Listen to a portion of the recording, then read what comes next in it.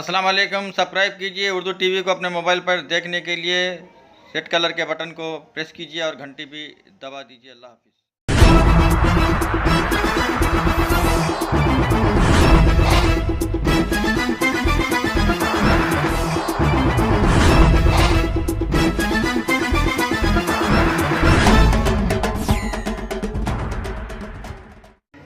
अस्सलाम वालेकुम रहमतुल्लाहि व बरकातुहू। नाज़रीन, आप देख रहे हैं उर्दू टीवी न्यूज़ चैनल में हूं आपके सामने रफ़ीक नूरी, सीनियर जर्नलिस्ट। आइए उर्दू टीवी न्यूज़ के खबरनामे में आपका खैर मक़दम है। आइए देखते हैं आज के खबरों की तफसीलात।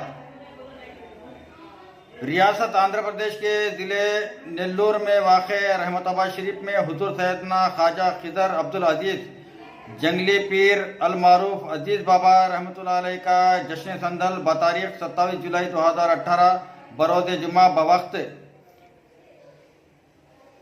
रात 8 बजे मनाया जाएगा और जश्न चरागाह 28 जुलाई 2018 बरोज़ हफ्ता बाद नमाज़ मगरिब होंगे, जबकि तहलील फातिहा 29 जुलाई बरोज़ इतवार सुबह 10:30 बजे होगी।